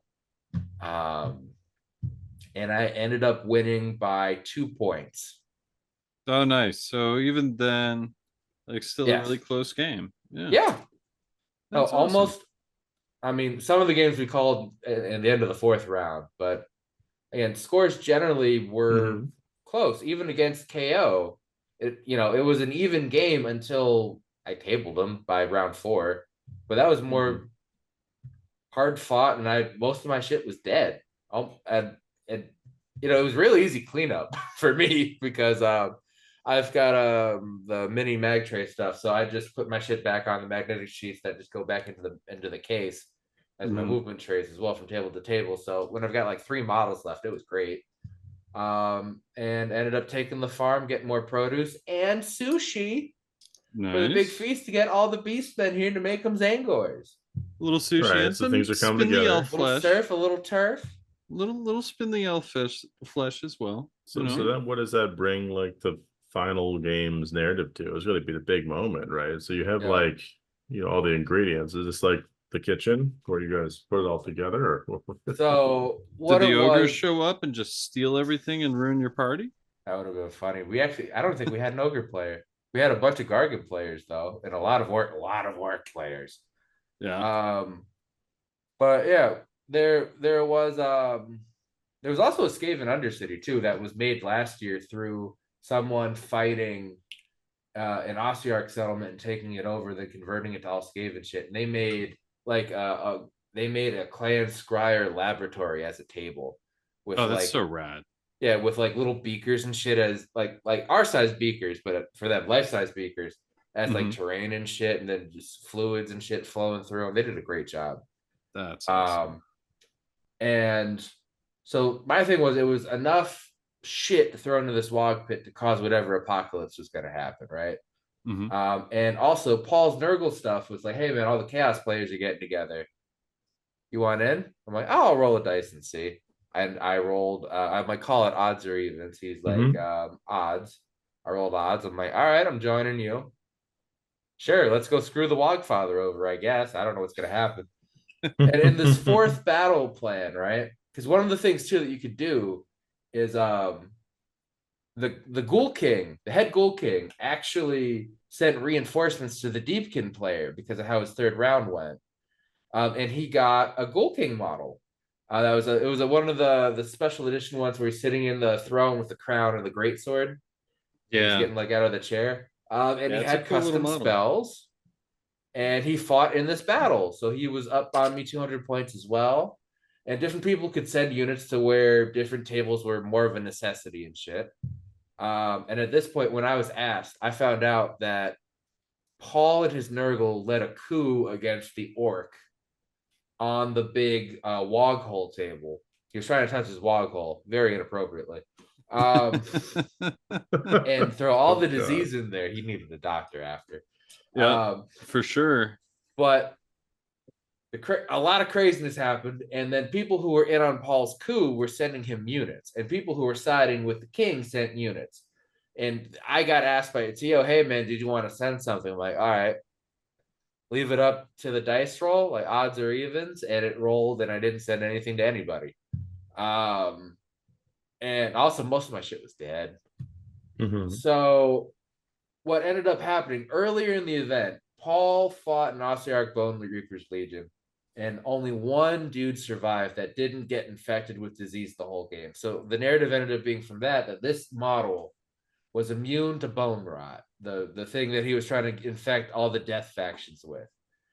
The Wogfather, he was like, hey, I heard this happen. I heard there's a power play against me. Could I sacrifice your one wizard to the Wog hole so it can't get corrupted by Bone Plague by Paul, and we still have our apocalypse? And they agreed. They did a unit swap to go and make things even. And the battle plan didn't matter so much on the scoring there, but it was whether the guy could live long enough to actually shove the dude into the log pit hole. So it ended up being a defensive action of all the orcs and anyone friendly that sent him shit around this one Bone Reaper model. That I think it was the Scythe dude. Even it wasn't even like a one that normally sees play as the most like escort the VIP into the hole. And it worked just barely. And so they got him into the hole. Paul's coup was kind of put down, but that led to, during the siege, some weird ramifications, which ended up being me originally going against a Daughters of Cain player. In game 5, this is Saturday. Game starts at noon. Well, deployment started at noon. We took a break for lunch. And then we played Warhammer from like 2 till 10 o'clock at night of this huge siege. This is the final battle, like big final battle. 5. Okay. Big round 5. So what they do every year is it's a siege battle. Whichever team scored more victories, again, I know it's narrative. You're not supposed to be counting victory points, but whatever team won more gets the initiative and becomes the attackers in the siege. I'm apparently 0 for 2, and I got to be defender again. But we got different boons and buffs depending on how everything went and on all the different tables. I got a bunch of extra spells. People got different artifacts. The cannons got powered up. Heroes got powered up. Units got powered up. And I've shown y'all the pictures. They deployed 9 inches away from the fucking wall, right? So we're going to get fighting immediately. And how the siege works. If you kill a unit on either team's turn, you get a point. You kill a monster, you get a bonus point. You kill it on their side of the wall, you get another point. Kills on the wall are neutral territory, so that ain't counting for shit. You can charge the wall and blow it up. It's got a 3-up armor save. Smaller parts of the wall have 8 health. There's a longer section of the wall. You can put units and shit in there to shoot back down or just be bodies. If you're garrisoning the wall, you're -1 to hit. I think you're also +1 to save. There was some other shit involved. You had all the random buffs. Each round, we got to pick a new buff from the box for the once per game shit. So if you saved a bunch of shit, I had 3 I didn't even use to go and be like, here's a 4-up ward on my hero. Here's some armor saves. I have a rerolling charge. I've got healing. A whole bunch of shit. And each round starts, it's attackers go and then defenders go. We don't roll for priority. The attackers generally start off, they blow up a couple chunks of wall, fight some things. The list that went against had Marathi, which she said she only brings out for narrative events because she feels she isn't that good. And I went, oh dear. But it turned out she just really didn't play that often. So it is what it is. I mean, I haven't been playing using her, and I've been doing fairly good. Yeah, it was a scary list, Matt. She's really expensive in points, man, and I just want more bodies. This edition is about bodies, not gotties. Well, somehow she fit bodies, not gotties. That's the catchphrase of the okay. Yeah. Not narrative. It's bodies, not gotties. There's another t-shirt right there for us. I think so. I'm weird. I'm waiting for it. I'll get that on the hat. That's okay. So her list was an iron scale, if I remember right. There was the wizard version of it, 20 witch elves, 10 sisters of slaughter, 10 archer snakes, 10 bow snakes, a reinforced unit of harpies that shoot. And also, because it's narrative, they don't care if you go over 2,000 points with this. They want you to play with your big monsters and shit. So they were just handing out people Mega Gargants to have. They were just handing out monsters. And there was a table that had the gladiators. If you played on that, you got a gladiator that could do, like, have a unit fight after them. There were anti-infantry gladiators. There were magic spellcasters and shit. They threw everything in the kitchen. It was 25 feet of table with a big Kingdom of Heaven style curtain wall that we fought on. You've seen that movie. And it was an epic siege. Each team had like 45 minutes to do their turn. This is the only time the turns were timed. And again, each round, different shit happened. The first round, it was more tame. They charged in. I lost a section of wall I didn't have anyone in. But behind it, I had deployed my Zangor to be like, cool, they bust this shit down. And, they could see. They had all the Nova pictures come. Everyone knows where everyone deployed. But I had Kairos more in the back middle. I had a bunch of my big block of Zangor up front. I was screening out teleports and shit. I had acolytes in the wall so they could shoot down. My cannon was actually in a siege tower, in a tower to shoot down siege towers and shit. Okay. And she also had a really cool 3D printed Cobra. That was her artillery piece too, to be like go spitting venom. Oh, rad. And then we had a bunch of endless spells run at each other too, which is great. And so she broke down the wall. She didn't set foot in it. That was a point of pride last year. I never had an enemy unit step foot in my section of wall I had to defend. They broke down the wall, but they never made it into the city. And this year, I was going to keep my score up. And I charged out. My flamers shot dead the unit of 20 witch elves. We killed the spear stakes. I got 6 wounds on Marathi between her turn and my turn. Shit was going great. And it may be going, Rocco, this sounds like it's a really short siege. How the fuck did this last 8 hours? In each hero phase, you could bring back a unit for free. And then if you spend a command point, you could bring back a unit anywhere on the whole fucking table. Oh, interesting. That just sounds bananas, though. Like, it sounds like things could be anywhere. There's no planning for anything. Yeah. Things even dying, like, People legitimately. were sending like, maw crushers and gargants to other teammates that were overwhelmed, trying to stem you the tide, and people going back and forth at each other. People were going. So great. I even ended up sending. It also, you didn't just fight the guy that went in front of you. You could fight for the people next to you, go diagonally either way. I was at an end piece because, again, they know I'm a really good player, so they're like, "Hey, can you just hold this one spot so no one can go and take it, and then just run down the side?"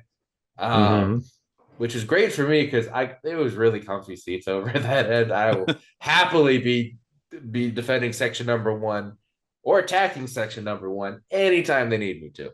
That is always the bonus. Good seating. Oh, great. It was great.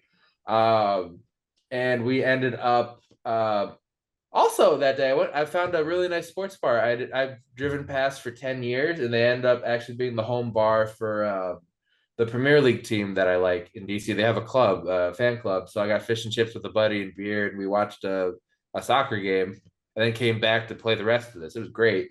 Nice. That's fantastic. What a way to kind of wrap it all up. Yeah, no, it was fucking great. So we go in here, I charge out, battle round 2 goes to start. They said, hey, there's something wrong with the wog hole. And we all look down the far end. They have moved the wog hole from one of the tables to the end of the siege, pointed at the attackers. And the buff we got was every unit within 11 inches of their back table edge took D3 mortal wounds. As it shot wog energy out. And it fucked up so much. That got me my 3 wounds on Marathi. Just straight up. I didn't have to worry about her. Nice. Her base is too thick, and she took some damage.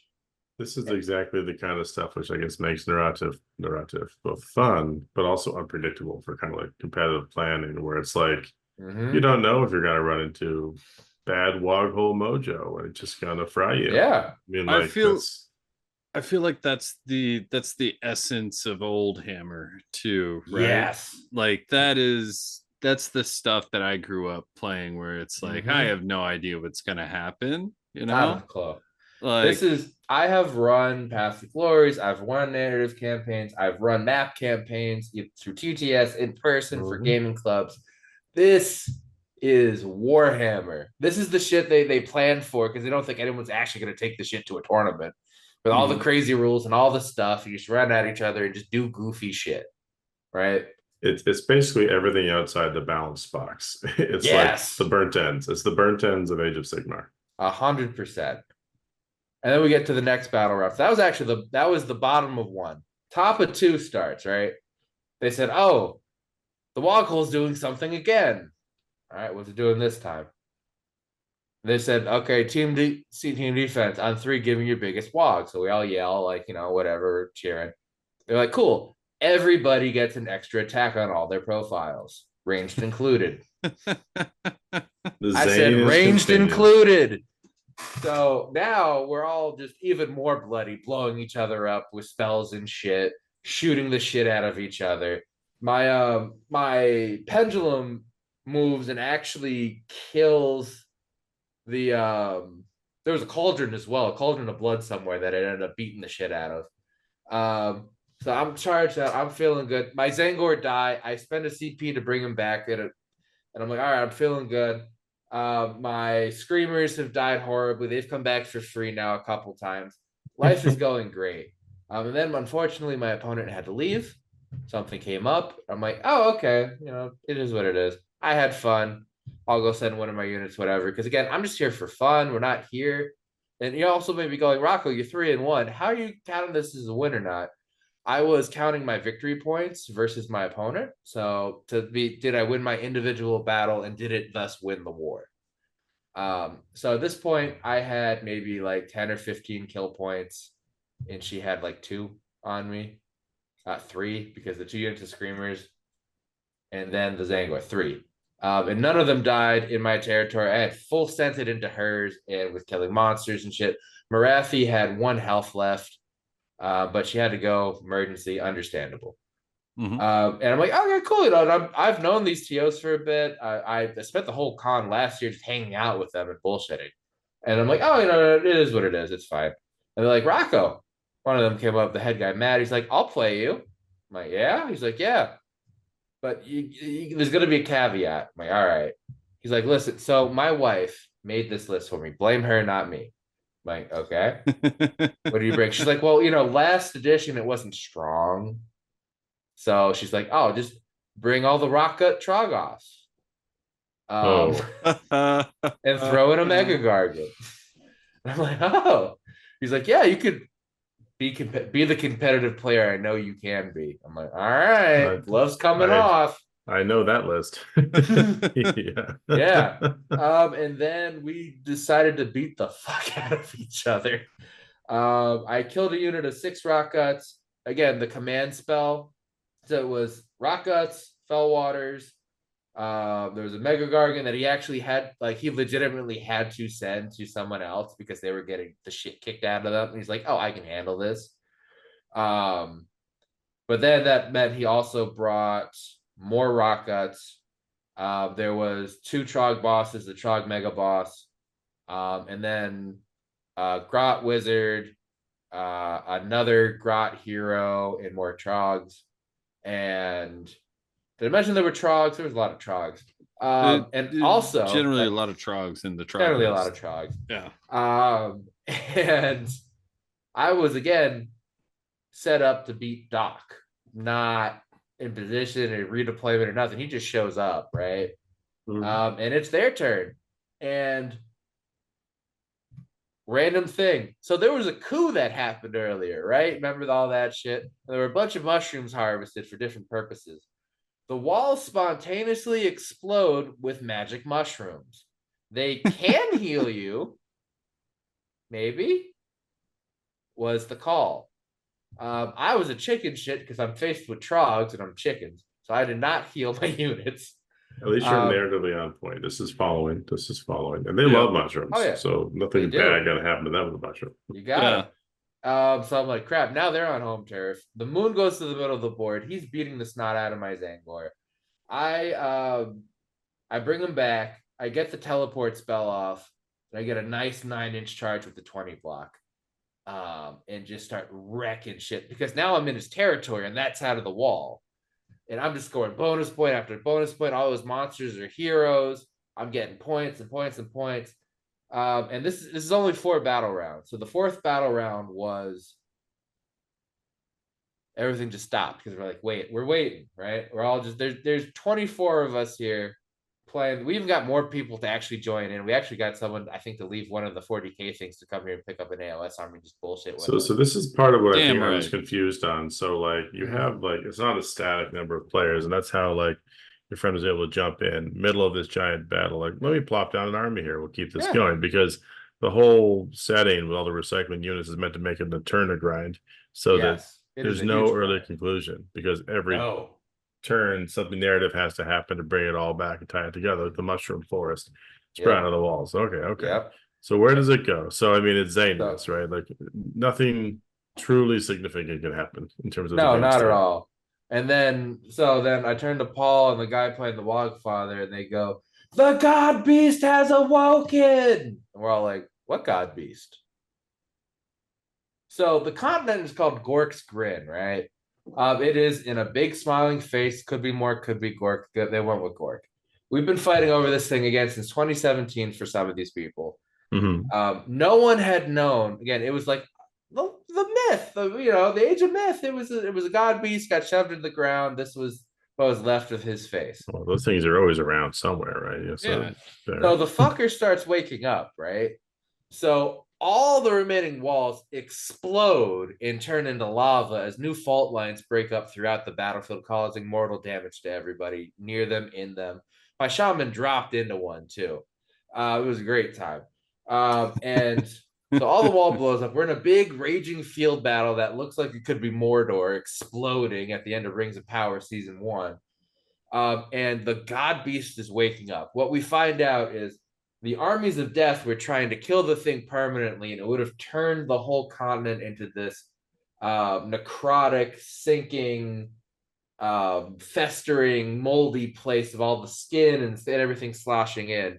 But now the God Beast is waking up, and his head is exploding out as he's getting up to eventually walk the realms once again.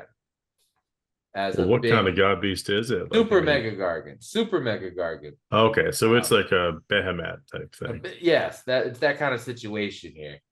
It's a behemoth, maybe. Yeah, it's like the Behemoth brother, because there was a okay. Behemoth bro. Also, like a world turtle or the lion turtle kind of thing, from like Avatar: The Last Airbender kind of deal. That universe, that idea. So we're riding on his face. Things are exploding everywhere. And the score is legitimately tied.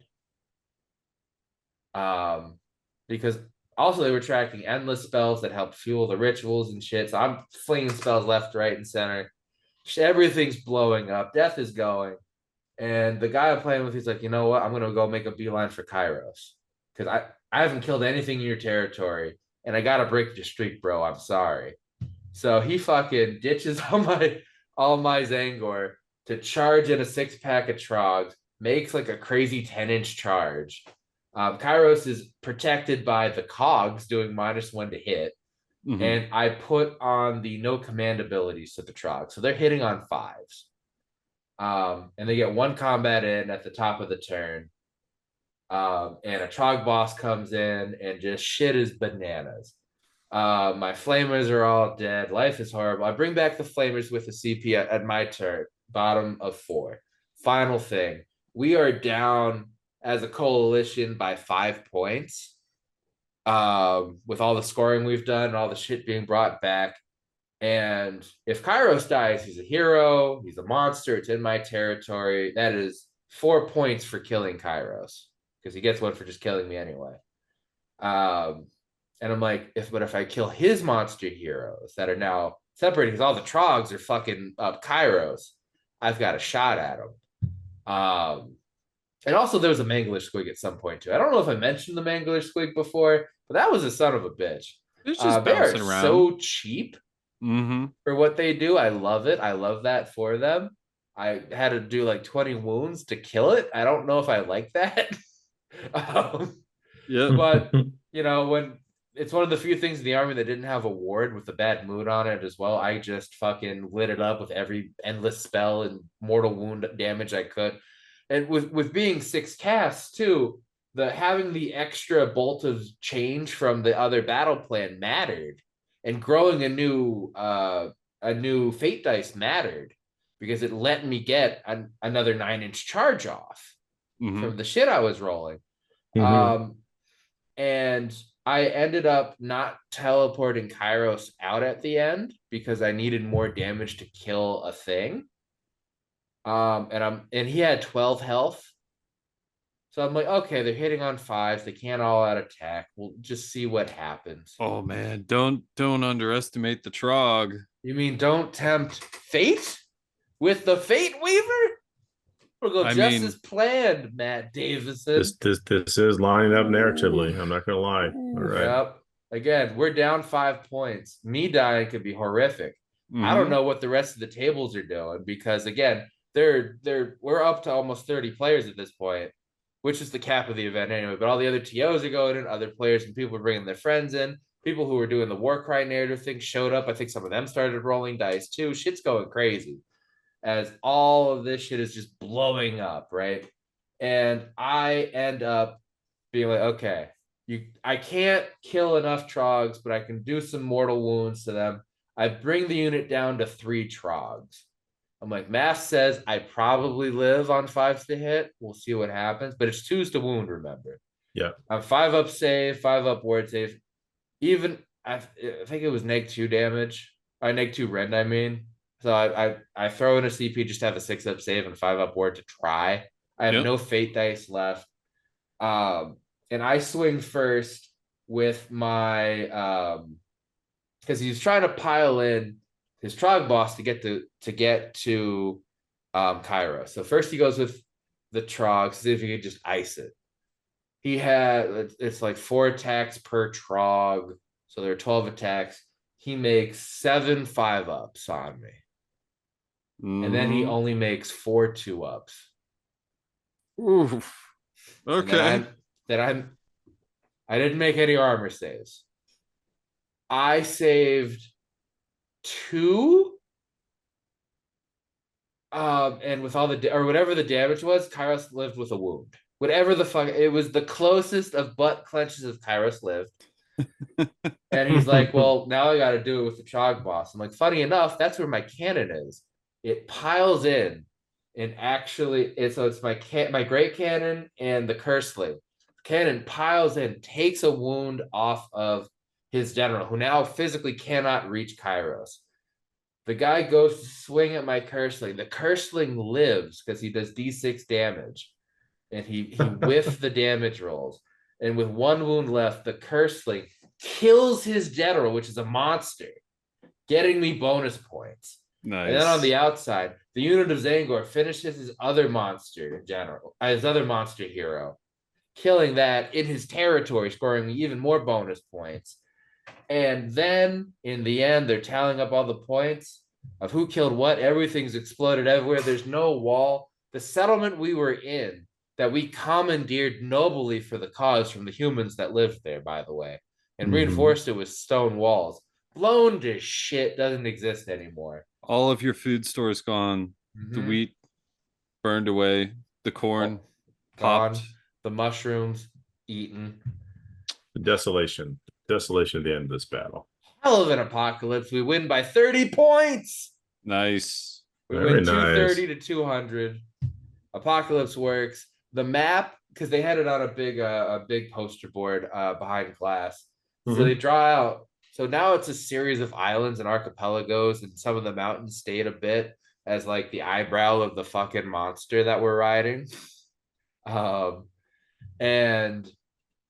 as a thank you for not killing him and winning and getting the god beast awake and causing this apocalypse, the Temple of Zinch stayed, and some other cities, like 7 of like the 9 settlements that were there are now destroyed completely. So it's just like an archipelago, right? Like it's like little continent, now an archipelago. New god beast wandering around. Really interesting. Little Krakatoa kind of reshaping of the earth there. 100%. All right, so I'm getting it. So really the theme of this is this wild ride where really it's not about that edge or that like perfect position play. It's sort of like you can come in and you can drop in and you can have a good time. You can kind of get to this like neat participant event. I definitely see what you were saying earlier. And again, I want to thank everyone. I want to thank everyone that ran this. They did an amazing job there. The AoS Grand Narrative team, Matt, Justin, Connor. There's too many people for me to even remember everybody's name of everything that went on.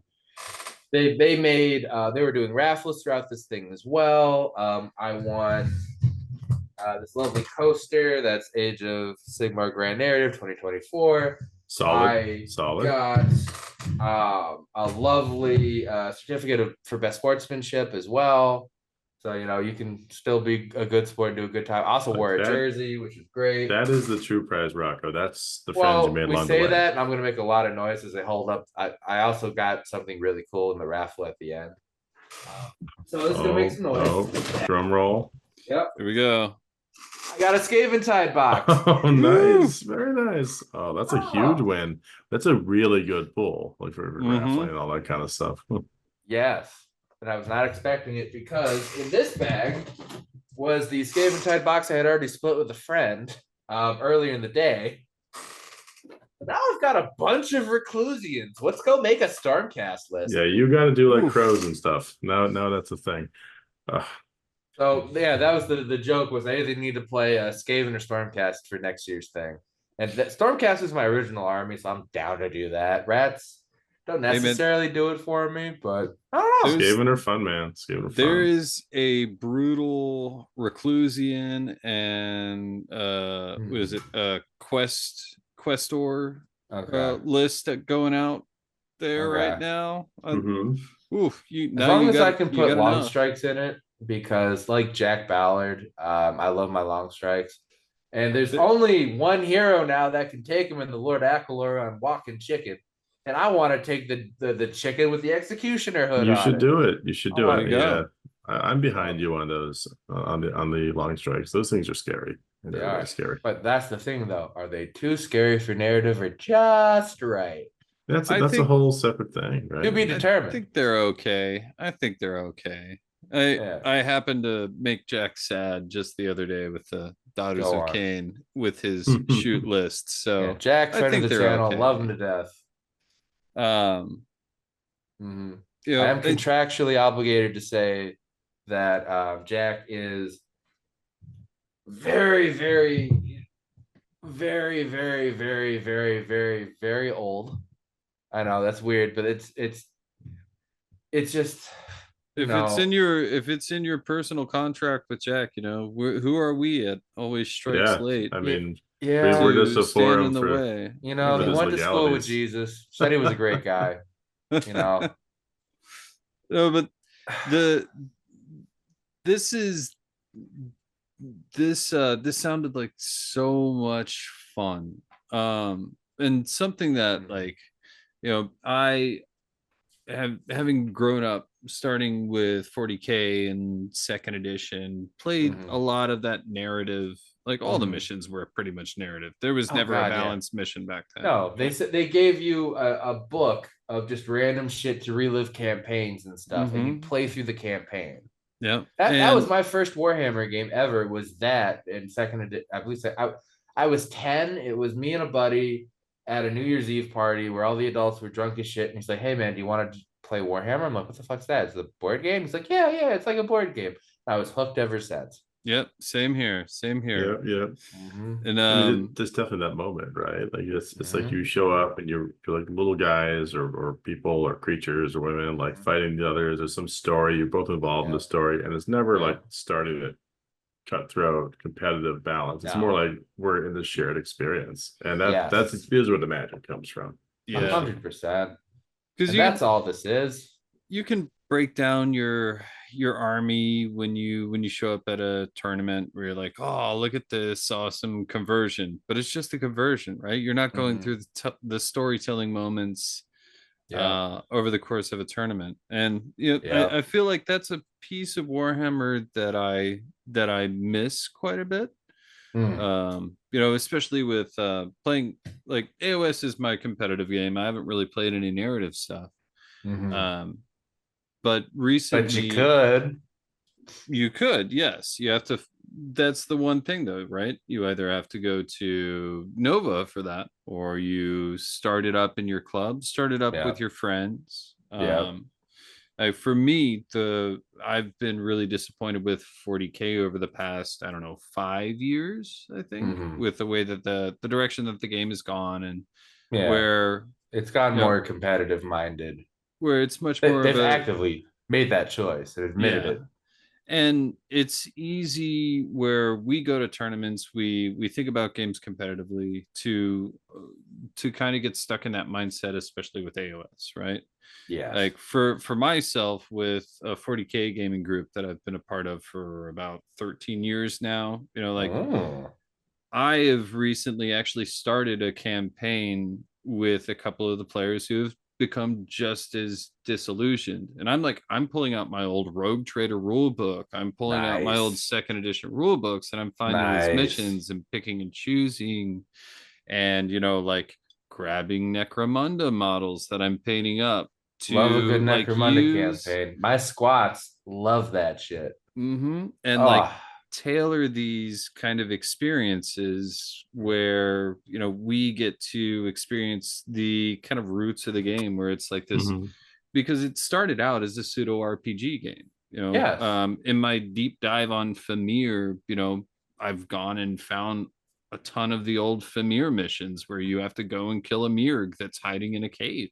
You know, it's so easy to forget the storytelling aspect of Warhammer itself, right? When we're playing tournaments and talking about tournaments and looking at Night Haunter Busted and blah blah blah blah and looking at, you know, here are the stats, here's the highest.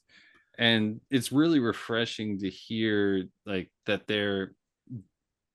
people are doing it, right? People are going and creating these awesome situations where people can show up and be like, you know what, I have to have a take all comers list, right? I don't know the missions, I can't skew into anything, like, I don't know what the meta is. I get to, you know, I get to play the story behind the models that I've spent so much time working on.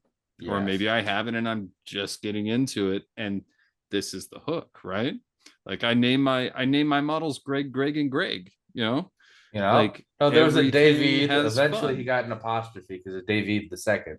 David. He got lanced. Very fair. But that was the only time he died. He only died once. Well, I mean, sometimes you gotta get lanced. Yeah, Kairos only died once too. Actually, come to think of it, just as planned.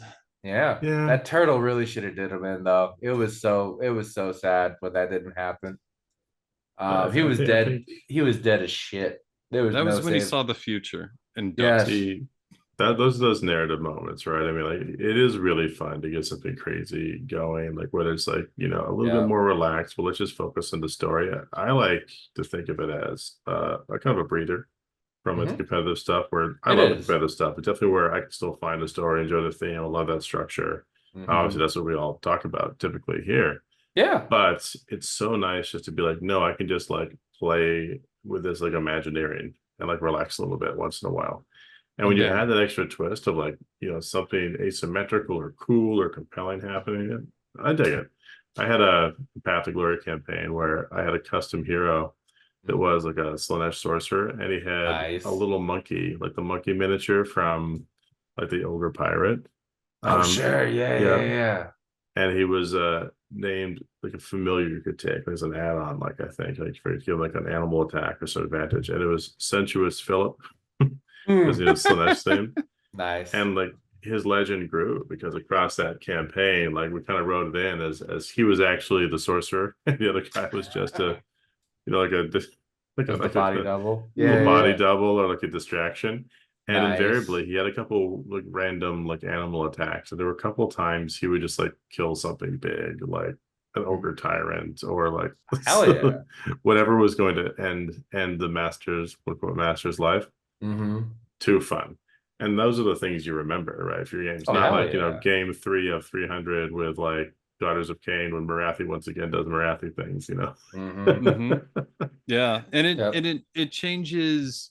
I feel like it changes kind of the aspect of how you look at the game too, right? Like when I have a good game, you know, I get into the dice rolls, right? When I'm playing competitively, I'm like, yeah, you know, I rolled real well on this, spiked, or like, oh no, you know, and that's kind of our lore of the game, is the dice rolls when we're talking about it, right? Like, oh, I killed that thing, I managed to kill that thing. Yeah. But in like a narrative, it's you're finding ways where it doesn't, the dice don't affect. Wait, what word did you say, Matt? Hold on, what word did you say? I think I slurred it in my Maryland tongue, so I think I'm still good, right? That sounds like narrative. Yeah, okay. Narrative. Okay. Hey, there we are. That word is unknowable. I've summoned something. Yeah, I think I just said it 3 times. You can only play your Orc on Pork Army for. Actually, Mason's got it. He's taking it to the I think it's the Boise Cup. Cool. Well, they're good right now, right? So I guess they're still really good. So there's ironically also has come full circle for them, doing the same ride into the sunset as the Beasts, like we're talking about. Indeed. Yeah. Eventually, once he plays through them, then I'll pick them back up. But for now, I need to run through with these Daughters of Cain slash or Sans Marathi. Because you know, bodies, not goddies, you know. Bodies, not goddies. And I will say too, because if you're looking for other events and stuff like this, it's not just the Nova Open. In the Midwest, especially if you're from Michigan, um, in that area, they're the Holy Havoc events as well. That you've got a doubles event where again every um, table is lovingly overly done in ridiculous rules and terrain, and you can fight in temples and sewer battles and multi levels of all kinds of craziness. There's a tree that does mortal wounds and eats the shit out of you. There are events. Look around. If you don't see one that you like or isn't near you, make one with your friends. This was started as a little narrative league in a game store in the Eastern Shore of Maryland. From I understand, maybe Southern Maryland. I don't know. I'm in DC. To me, it's all Eastern, so I don't get it. But they're out there. Ooh, as a Marylander. Ooh. Yeah, that was a shot. That was a shot. Yeah, that was a shot. That was a shot. To that point, I do think it's worth just like keeping your eyes open if you like the sound of that. If you want to go to an event, and even if you are a competitive player, like just take a breather one time and do that instead, or go and see your buddies too. Because most of the major events that I, have attended or just kind of peeked at, I feel like there's always something generally happening along those lines, because there's not like an organized presence of it like everywhere, but there's generally a narrative game, whether it's a war cry thing or whether it's an AOS thing or whatever, that's there to kind of cater to that and have a kind of like a fun time. And maybe you're unlucky and you go to the con that doesn't have that, but maybe you can just make that choice and have like a really cool experience, with like your next Adepticon or whatever. And so I think there's something to that. I got one more shout out too for another thing, that the group that runs a lot of these also was, even with the narrative Warcry event too, that I briefly mentioned, that it was funny. A bunch of my online friends played in from this organization, and then a bunch of my friends from Virginia that are one of my local prayer groups also played in. So when we ran into each other actually at that sports bar, and they all already knew each other, it was really fun for me. But this group called Animosity as well, that run big narrative events during the summer, where they run it through their Discord, and a lot of it is storytelling. Yes, you can play games to go in further points and stuff, but they set up their own continent of wherever. Every year it's different. They break it down into different coalitions. Usually there's at least 4, but there could be as many as like 6 or 8. And it's it's cooperative storytelling through the faction of, hey, where do we send we've got all these objectives. So many people can write up to 3 or do up to 3 reports. You could write short stories. Some people made like fake newspapers that were like propaganda. One year I had my wife me write cover songs, and she sang them and like in universe lore. That's awesome. Yeah, because it was my Deepkin actually. That they were my narrative army, believe it or not. And so it was like a siren song. And so we did cover songs for random shit, and thankfully she can sing really well. And you just get together to make these things like, cool, we sent so many reports to A objective. The other coalition we were going against sent less reports. So our overall story arc gets picked up by the writers of this Team Animosity thing. And then they write the end of the round what happened at each different flashpoint and objective to further the story along. So if you've got nothing near you, there's an online community that's been doing this for years as well. And then they also put on events called the Weekender. They do it at LVO actually, where they have a big narrative craziness in person of all this with games. They run a lot of narrative Warcry events at Nova. There's Captain Con in Rhode Island, if I remember right. They did something at Everwinter as well in Boston. They do stuff in Virginia, and they're expanding. Sounds like the West Coast has got to pick them up, man. West Coast has got to pick up their slack on that, huh? Yeah. We should do a shout out to some of those, in the show notes, make sure people can find them. But that's all great, Rocco. I think it's good to kind of connect people up to those sorts of things when they want to check them out.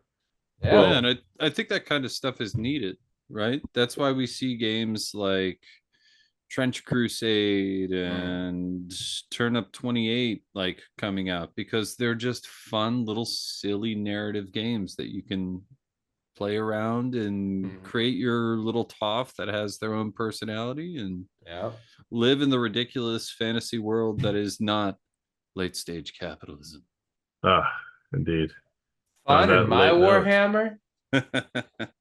Oh, the mask is coming out.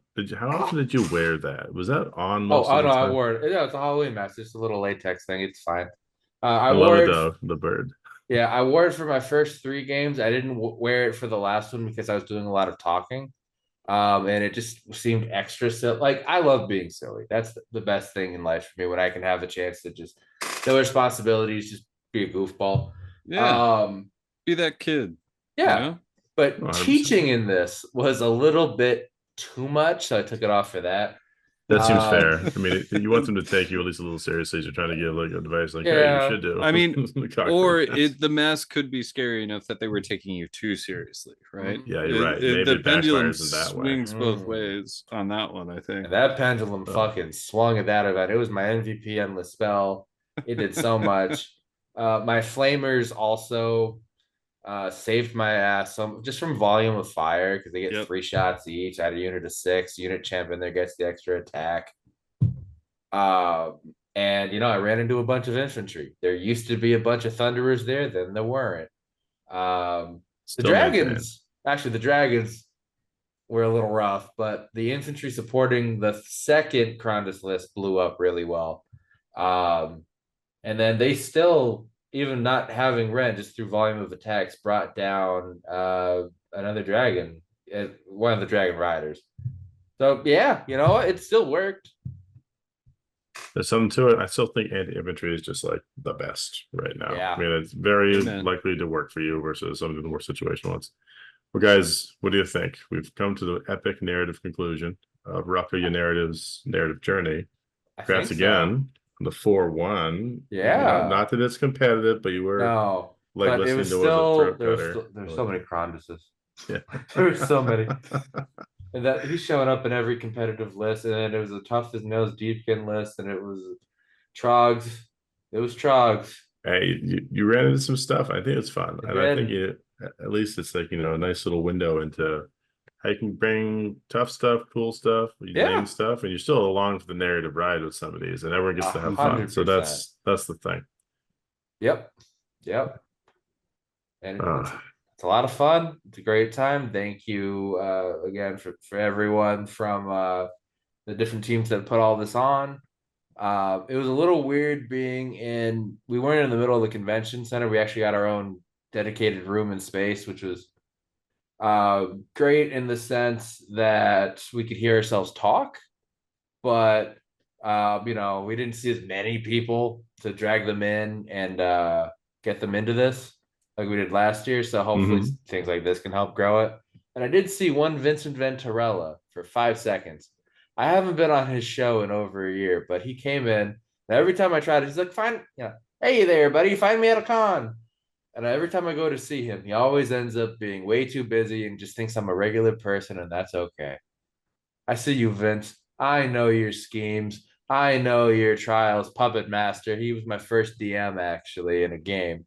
He ran, it was a Muppets thing we did for a charity event. And I will see him again and talk to him, but not this day. Maybe next con. Who knows?